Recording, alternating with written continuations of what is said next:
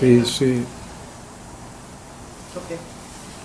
Hermanos, que el Señor les bendiga ricamente y nuevamente estamos en el aire dando las gracias a cada uno de ustedes por su audiencia y al Ministerio Visión en Acción, el cual dirige el pastor Luis Correa en Matagalpa, Nicaragua.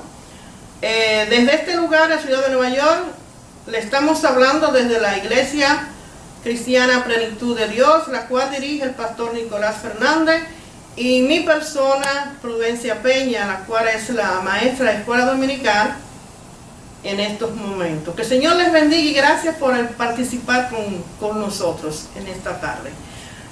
Vamos a dar inicio a una de las más grandes y fabulosas cartas del apóstol Pablo. Esta carta fue escrita en Corinto, 56 años después de Cristo. Pablo se encontraba en esta ciudad y aunque no se sabe cómo llegó el evangelio a Roma, se cree que fue cuando los judíos y los prosélitos, o sea, los judíos, los gentiles convertidos al judaísmo, que se encontraban en Jerusalén cuando vino el derramamiento del Espíritu Santo en Pentecostés. Eso podemos encontrarlo en Hechos capítulo 2, versículo 10. Vemos que esta carta del apóstol Pablo es una de las cartas que tiene, es una introducción, la introducción más larga de todas sus cartas, las cuales él escribió. Y una de las razones por las que Pablo le escribe a esta iglesia aún no se conoce precisamente, porque al parecer Pablo hace referencia en esta carta a su misión apostólica, como vamos a leer a continuación los versos del 1 al 5. Y eso le lleva a describir el evangelio, el cual Pablo hacía énfasis y él predicaba. Voy a leerle el capítulo 1 de Romanos, los versículos del 1 al 7, que es donde vamos hoy a tratar en esta introducción a la carta a los romanos escrita por el apóstol Pablo. Y dice así la carta a los romanos capítulo 1 versículo del 1 al 7.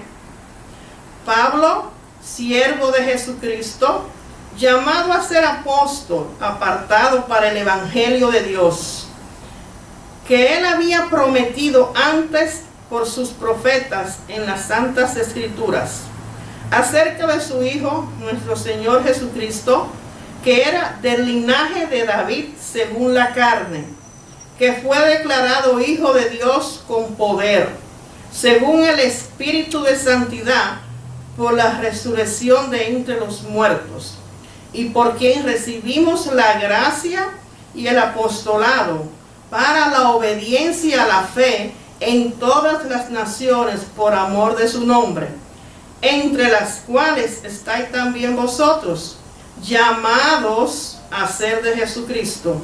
A todos los que estáis en Roma, amados de Dios, llamados a ser santos, gracia y paz a vosotros, de Dios vuestro Padre y del Señor Jesucristo. Amén. Dios bendiga su palabra, aunque ya está bendecida de antemano. Vamos a comenzar este estudio y vamos a ir detallando verso por verso. Es una manera sistemática de estudiar la Biblia y una manera sencilla para comprenderla.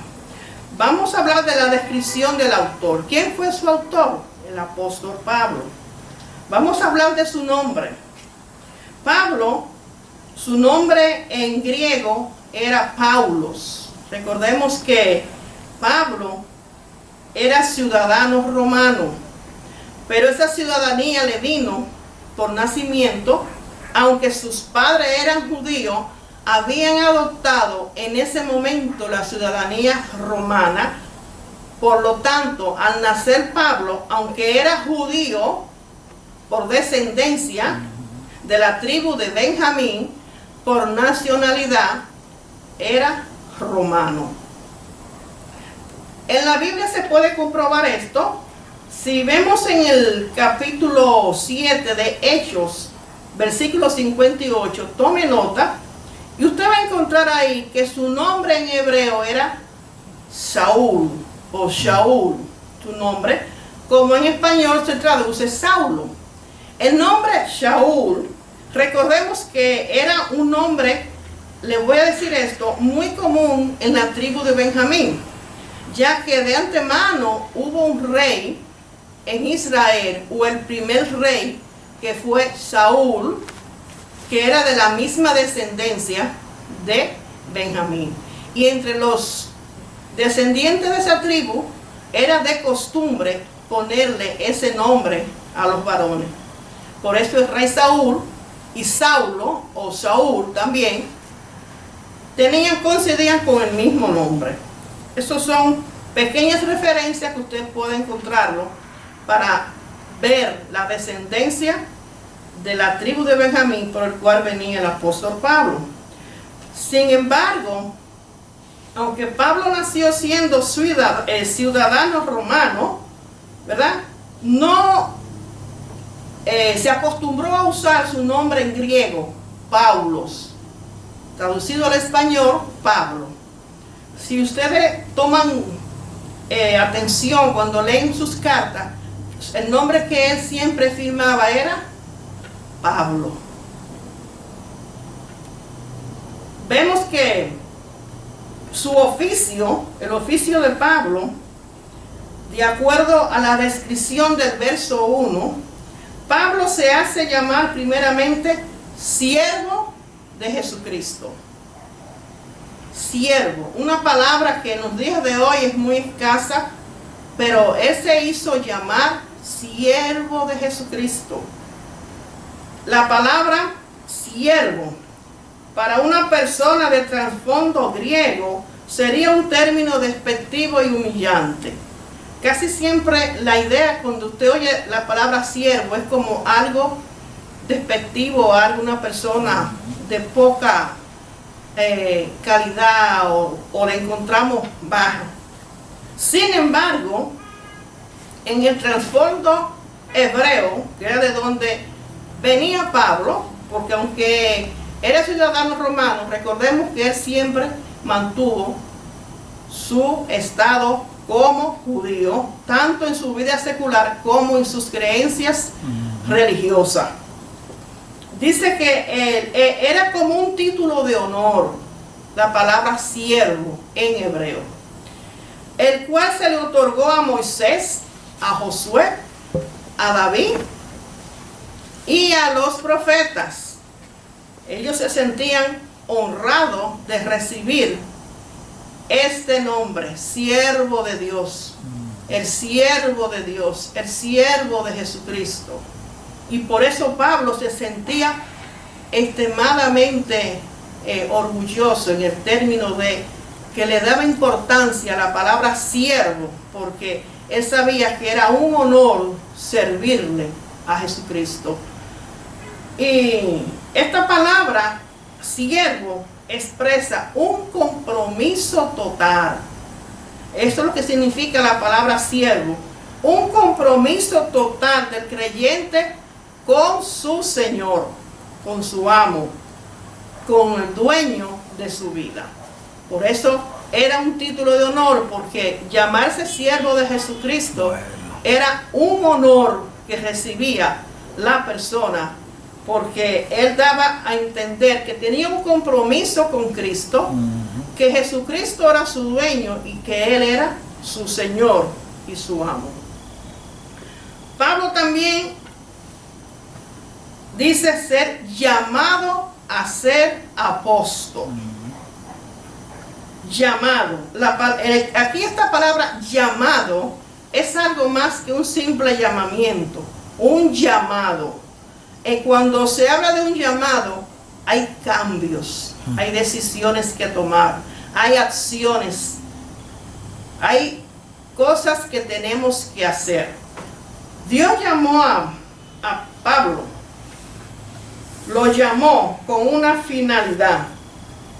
En el hebreo, la palabra llamado es el kaleim, que habla del llamado de Dios a la salvación. Ese es el significado de esta palabra llamado aquí en la carta de Pablo a los romanos. Es el llamado cuando Dios nos llama a la salvación, ¿verdad? Cuando Dios nos llama a la salvación, como dije anteriormente, hay que tener una decisión que tomar, hay que accionar, hay que tomar una decisión, un cambio de vida, porque Dios nos ha llamado a la salvación, como lo hizo con Pablo. Y este llamado es al servicio y a la obediencia. Vemos que a dos cosas: al servicio como siervo llamado a la salvación, a servir, y a la obediencia, obedecer la palabra de Dios o lo que Dios nos dice que tenemos que hacer. O sea que este llamado de Pablo aquí dice, llamado a ser apóstol, quiere decir que fue llamado a servir como mensajero o un representante especial de llevar un mensaje fuera de lo común.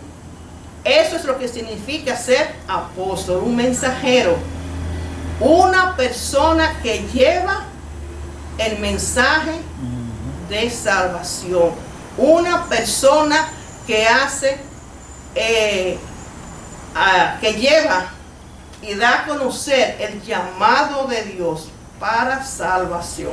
Eso es lo que es un apóstol, un siervo, un embajador de Dios. Pablo aquí se relaciona con su apostolado. Él relaciona su apostolado y hace un énfasis, porque es importante que hagamos también nosotros un énfasis de lo que es un apóstol. El apóstol no es por voluntad propia. El apóstol no es porque usted se gradúe de un instituto bíblico y venga una persona y le otorgue a usted un papel que diga apóstol. No. Es una elección hecha por Dios. Es Dios el que hace el llamado para el apostolado. El llamado, Dios lo llama. La palabra en griego es apostolos, que significa representante o un agente autorizado para dar un mensaje especial. O sea que tenemos que tener una autorización nosotros para llevar este mensaje. Y el único que nos puede dar el pase de autorización se llama Dios. Bueno. Esta palabra se usa a veces con un sentido general en Juan 3:16. La palabra enviado. O sea, la palabra enviado es un apóstol que ha sido enviado, un mensajero, un enviado aquí. Pero normalmente en el Nuevo Testamento se usa esto a los 12 apóstoles que el mismo Jesucristo señaló, seleccionó, apartó. Se usa en el Nuevo Testamento. ¿Hay algunos requisitos para ser apóstol? La Biblia dice que sí. Les voy a dar uno de ellos. En 1 Corintios 9:1 podemos leer siguiente versículo. 1 Corintios capítulo 9 versículo 1. Veamos qué dice. No soy apóstol, no soy libre, no he visto a Jesús el Señor nuestro, no sois vosotros mi obra en el Señor. Dice que uno de los requisitos para hacerse llamar apóstol es haber visto a Cristo. Eso es en 1 Corintios 9:1. Y si vamos a Hechos capítulo 26, versículo 15, dice de la siguiente manera. Yo entonces dije, ¿quién eres, Señor? Y el Señor dijo, yo soy Jesús a quien tú persigues. Pero levántate y ponte sobre tus pies, porque para esto te he aparecido a ti, para ponerte por ministro y testigo de las cosas que has visto y de aquellas que me apareceré a ti. ¿Qué quiere decir con esto? Otro de los requisitos es haber sido elegido personalmente por Cristo. Eso está en Hechos 26, 15 al 18. O sea, ¿quién eligió a Pablo para apóstol? Jesucristo. No fue Pablo, ni fue ninguno otro rabino anciano. No, fue el mismo Jesucristo. Y un tercer requisito es tener el poder para hacer señales y prodigios.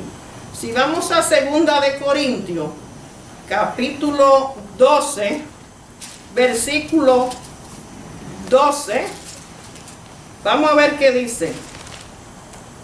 Con todo, las señales de apóstol han sido hechas entre vosotros en toda paciencia, por señales, prodigios y milagros. O sea, tener el poder para hacer señales y hacer prodigios. Esos son los requisitos. Dice que Pablo escribe a la iglesia en Roma en su capacidad de apóstol, no en un simple persona conocedora del evangelio, no, en calidad de apóstol, o sea, de enviado, de llamado por el mismo Dios, y por tanto espera que le presten la debida atención a él. Otro punto importante en el versículo 1 es apartado para el evangelio. Ya vimos que Pablo hace mención de, primeramente era siervo de Jesucristo, después que fue llamado a ser apóstol, y por tercero, en el versículo 1, él se hace llamar como apartado para el evangelio.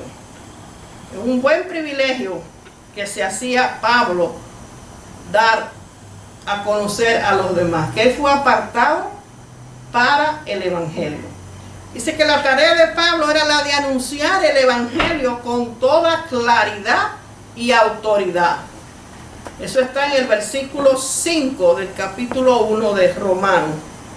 Lo vuelvo a leer y dice de la siguiente manera: por quien recibimos la gracia y el apostolado para la obediencia a la fe en todas las naciones por amor de su nombre. Vemos aquí que Pablo tenía una tarea cuando fue apartado para el evangelio. Cuando nosotros venimos al evangelio de Jesucristo, tenemos también la misma función. Somos llamados y tenemos un privilegio, y ese privilegio es que somos apartados para el evangelio. Dice aquí, de personas, somos, ¿qué significa la palabra apartado? La palabra apartado es cuando usted selecciona algo con un propósito, con un interés, lo aparta para dicho propósito. Pablo fue apartado específicamente para predicar el evangelio de Dios, el evangelio de claridad y con autoridad. Esa autoridad le fue dada por Dios. Recordemos que para ser apóstol hay que ser un agente autorizado de llevar el evangelio de Dios. Pablo tenía en su mente a Isaías 49:1. Isaías 49:1, cuando él hablaba, dice Isaías 49:1, dice: oídme costas y escuchad pueblos lejanos.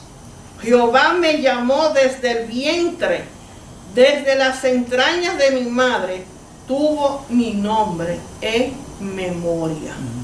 Por eso él tenía esa seguridad, esa certeza de que él fue llamado por Dios y apartado para el evangelio, para que para que esparciera el evangelio de Dios entre los gentiles.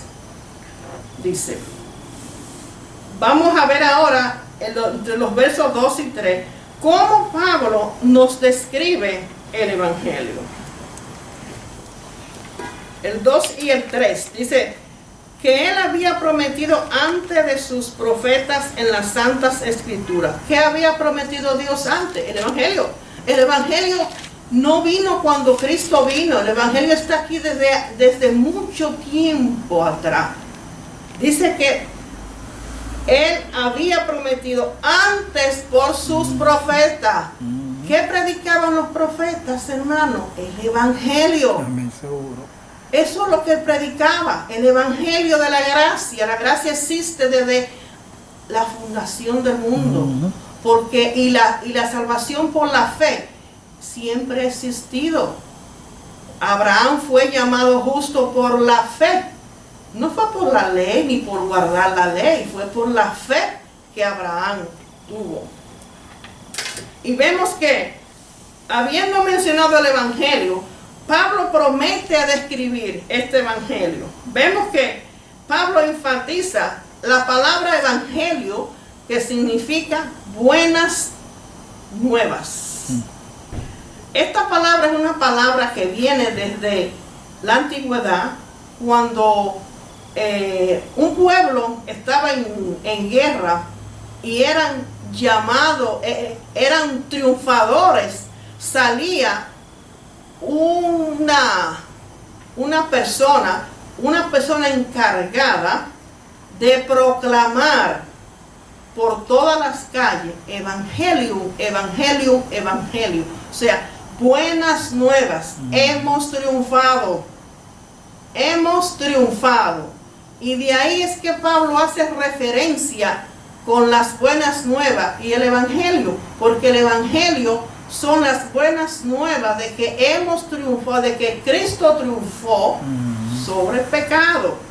Y vemos que el evangelio es de Dios, no simplemente es una idea la cual se le ocurrió a Pablo, no.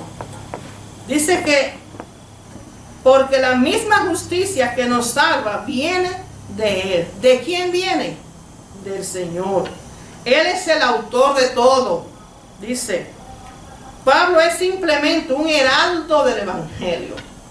Ese heraldo, ese heraldo que tenía la responsabilidad de ir por todas las calles anunciando evangelium, evangelium. Hemos ganado la batalla.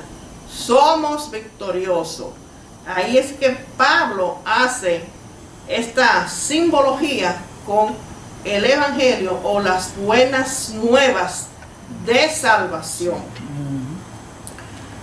Vemos que en el verso 2 Pablo menciona, dice, prometido antes por sus profetas. Cuando hablamos de profetas, ¿de quién estamos hablando? De Isaías, de Jeremías, de Ezequiel, de Osea, de Nahum, de Habacuc, de Sofonía, de Malaquía, de Ageo. Hablamos de todos esos grandes profetas. El mismo Elías, Eliseo, ellos proclamaban el evangelio, dice, prometido antes, dice, por los profetas. Pablo está requiriendo que el evangelio no es algo novedoso del momento actual de cuando él estaba, no, sino es algo que tiene raíces antiguas, pero muy, muy atrás. Profetas, debemos entender que la mayoría de los que escribieron en el Antiguo Testamento traían o escribían acerca de la promesa del Mesías. Dios había prometido un Mesías, aquel que había de venir a cumplir el propósito y el plan de Dios dado desde Génesis 1:1, allá cuando sucedió lo que sucedió en el huerto del Edén. Dice, en todo el Evangelio, lo básico y lo que se encuentra es esta promesa del Mesías. La interpretación correcta al Antiguo Testamento apunta a Cristo y a su Evangelio. Muchos piensan que solamente es en el Nuevo Testamento. El Evangelio viene predicándose, viene anunciándose lo que llamamos el Antiguo Testamento. Viene a ser revelado todo en el Nuevo Testamento con la llegada del Mesías, que es Jesucristo. Dice también en el verso 3, acerca de su Hijo, dice, acerca de su Hijo, nuestro Señor Jesucristo, que era del linaje de David, según la carne.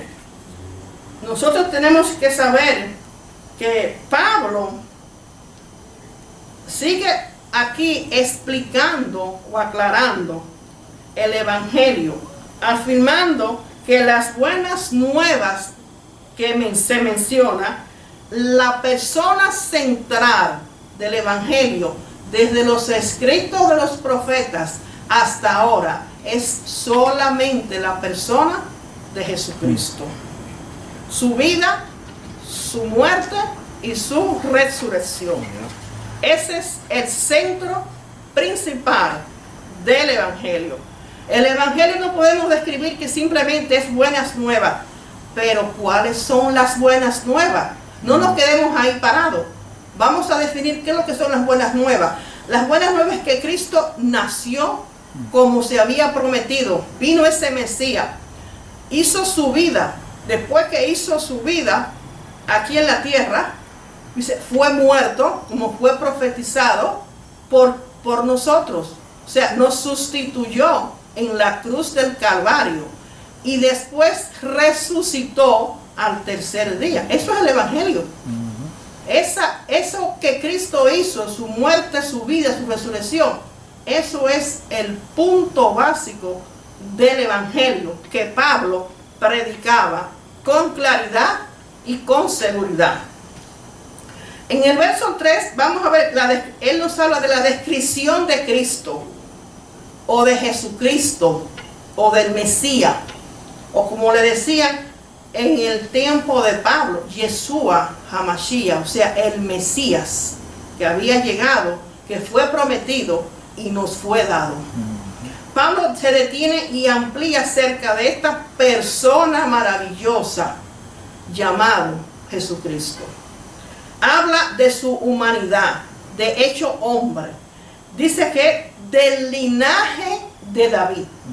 O sea, linaje es procedencia real. Viene de la línea real de David, como fue prometido. Apunta a un Mesías que sería descendiente directo de David. Eso está en 2 de Samuel 7:16, Isaías 11:1, y así sucesivamente. Hay muchos versículos en la Biblia que nos dan las notas y las referencias de su descendencia. En el Nuevo Testamento se confirma que Cristo descendía directamente de David. Vemos que cuando leemos la genealogía en Mateo, que es donde más claro vemos, como en Lucas, que dice que José descendía de David. Sí fue cierto, porque para Cristo fuese el linaje de David, José tendría que haber adoptado oficialmente a Jesús. Y la otra alternativa más segura es que María también era del linaje de David. Ellos ambos venían por dos líneas, ambos hijos de David. Por lo tanto, él era totalmente descendiente directamente del linaje de David, como fue anunciado en la palabra. Vemos como hombre, su humanidad era descendiente de David, era descendiente de un hombre de carne y hueso. Ahora, otra parte que declara Pablo en el verso 4, cuando dice, fue declarado Hijo de Dios con poder, según el Espíritu de Santidad, por la resurrección de entre los muertos. ¿Qué vemos aquí? Su divinidad, parte de la deidad, Dios, sustancia de Dios, era él, declarado Hijo de Dios. Dice, Jesucristo fue declarado, como dice Pablo, Hijo de Dios. Llegó a ser divino hasta aún después de su resurrección. Pablo aquí no afirma que la resurrección concedió a Cristo su divinidad. No. Le hago esta aclaración. ¿Sabe por qué? Porque hay organizaciones que dicen que como Cristo cumplió obedientemente a Dios, Dios le dio un puesto especial en el cielo. Y eso no es lo que la palabra de Dios me dice.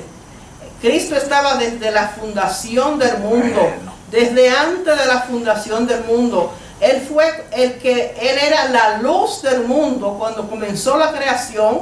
Él dice, y fue la luz y vino la luz. Y esa luz era Cristo. O sea que Pablo no quiere decir aquí que él fue declarado Hijo de Dios por la resurrección. No es cierto esa teoría.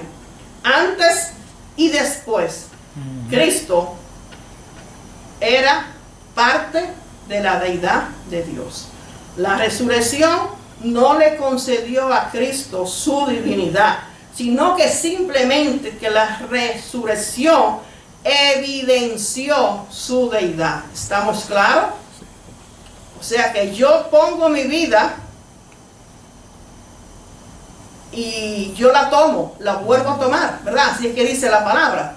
Cuando estaban haciendo ese comentario, que Cristo, o sea que Cristo mismo decidió poner su vida por nosotros. Y Él la toma su vida cuando Él quería tomarla. Seguro. Porque Él es Dios.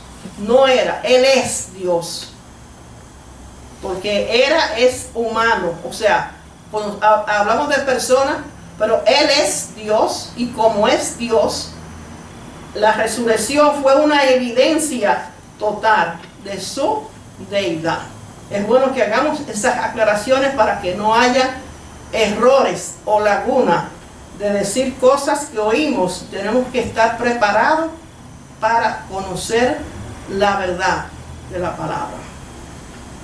Dice, según el Espíritu de Santidad.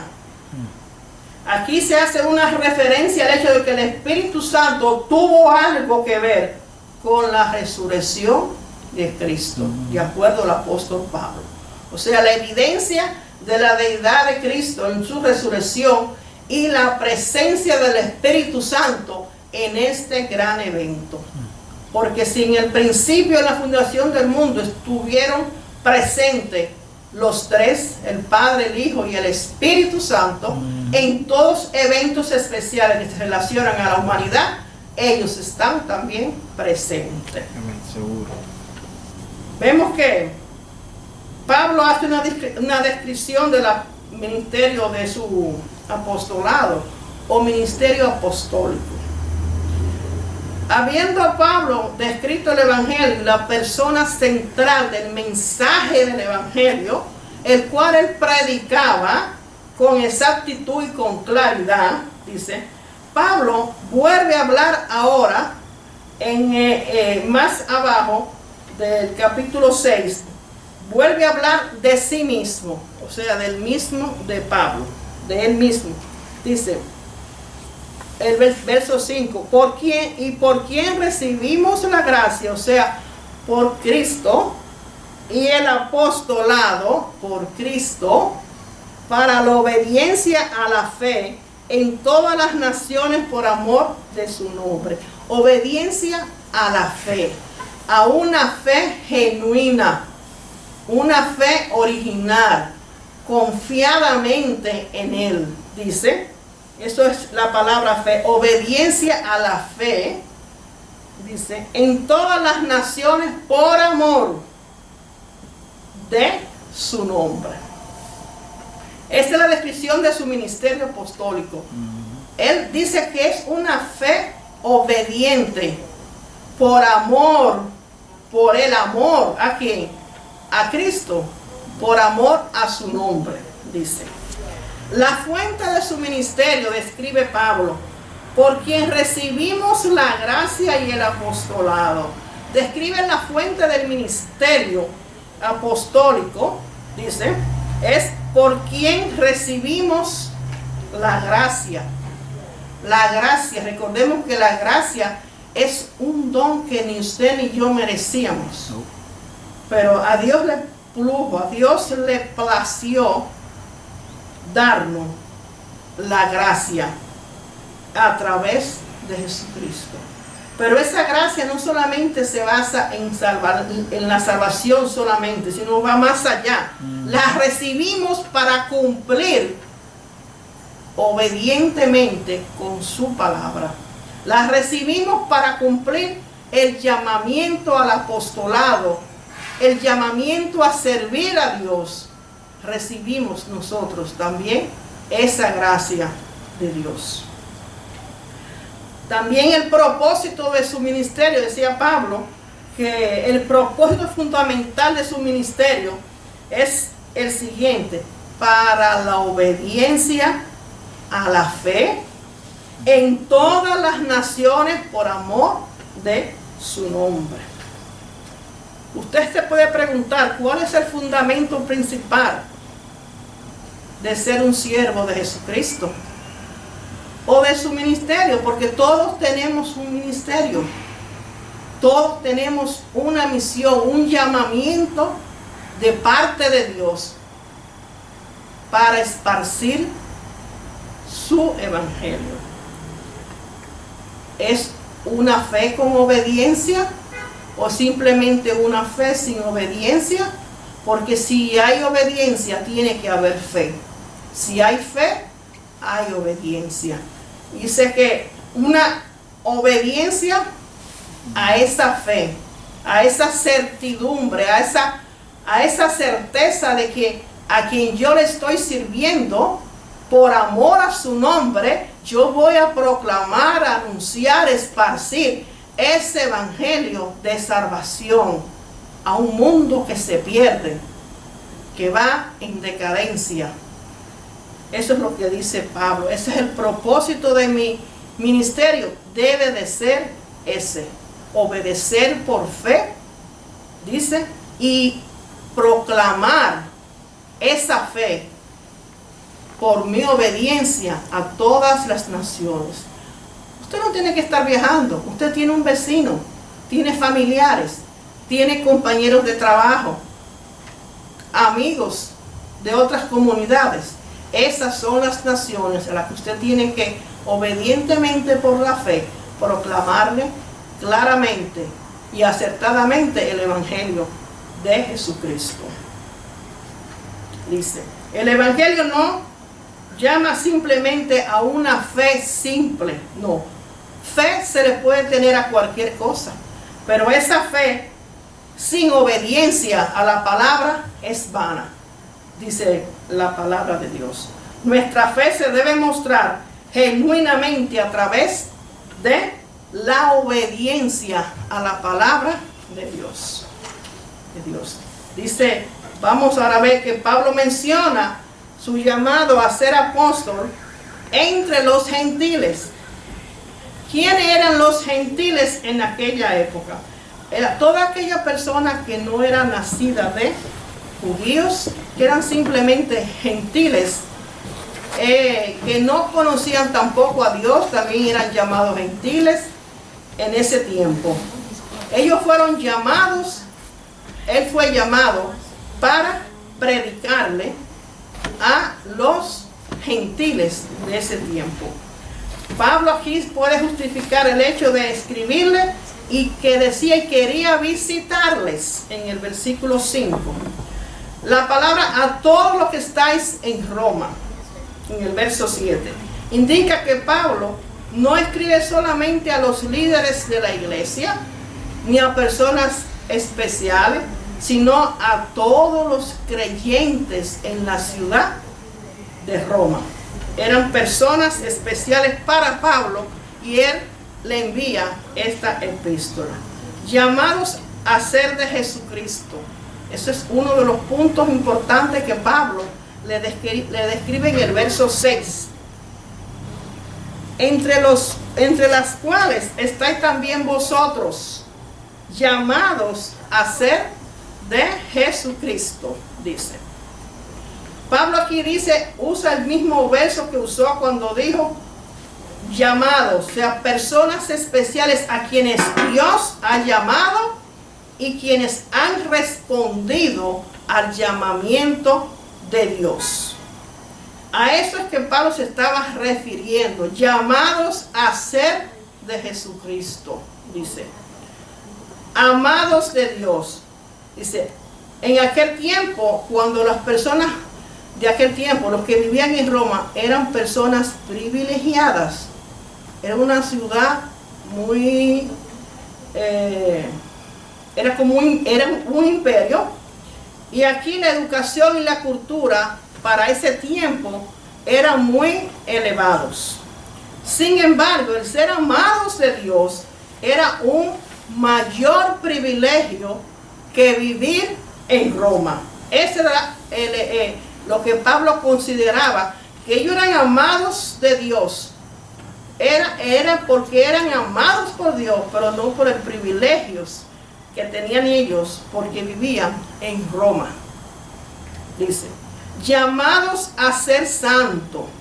Primeramente el llamamiento es a que sean de Jesucristo, amados de Dios y llamados a ser santos. La santidad del creyente para los hermanos en Roma era muy importante. Por lo tanto, el resultado y la consecuencia del llamado de Dios era algo vital para sus vidas.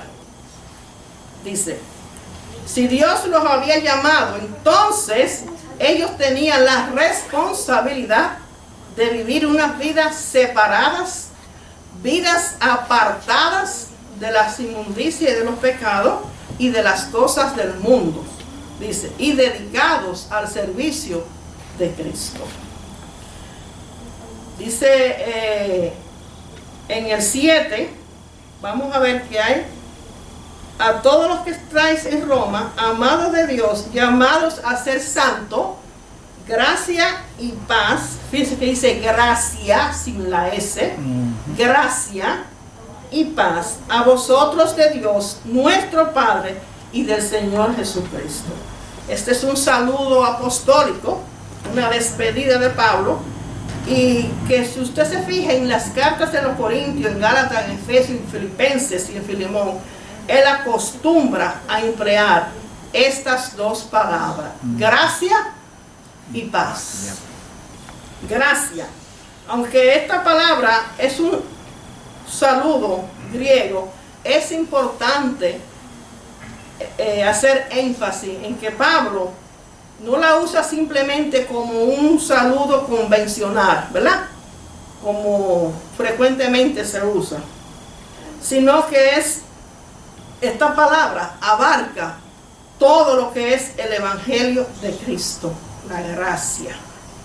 Significa un amor de Dios para con nosotros, un amor inmerecido, manifestado a través de la persona de Jesucristo. Eso es lo que es la gracia de Dios.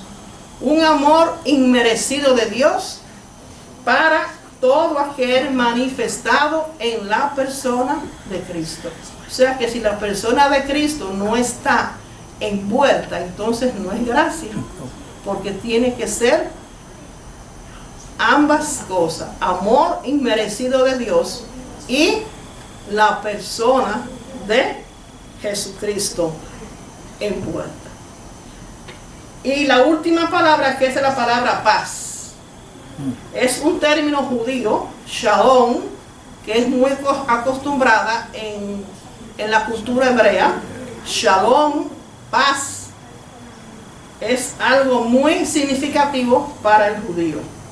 La palabra gracia para el griego y la palabra shalom para el judío, ambas palabras las usaba Pablo, porque el medio ambiente en el que él se estaba desenvolviendo era tanto griego como judío. Y vemos que la palabra paz, dice, es aquella, la palabra paz es como una especie de bendición que viene de Dios. Dice que Pablo usa esta palabra en Filipenses, la usa en Romanos, más adelante la vamos a ver, como un saludo muy especial.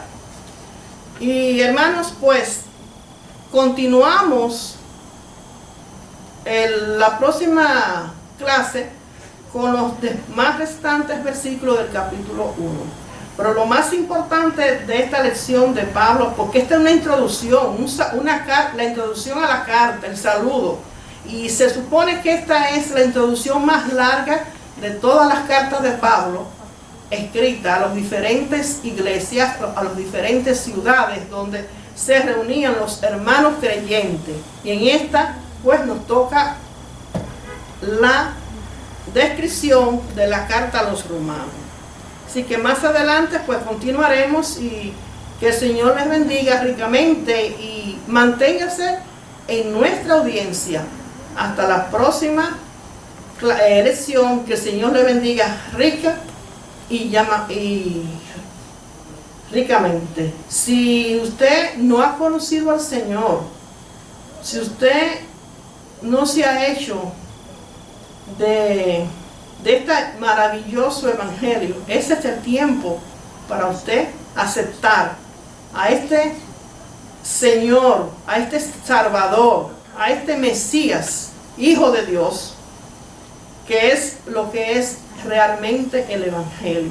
Aceptar su vida, su muerte y su resurrección. Mantener una fe obediente a Él.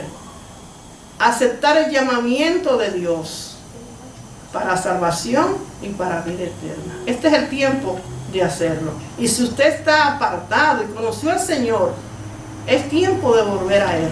Los tiempos están muy difíciles y el Señor Jesucristo está de regreso muy pronto a esta tierra. Voy a orar con usted. Señor Jesús, reconozco que tú eres el Hijo de Dios, el que dio su vida, el que resucitó y está sentado a la diestra del Padre, intercediendo por mí en estos momentos. Te acepto y te recibo como mi Salvador. Y si te has apartado, reconcíliate con el Señor. Señor, me reconcilio contigo nuevamente. Y inscríbeme en el libro de la vida, en el nombre glorioso de Jesucristo. Amén.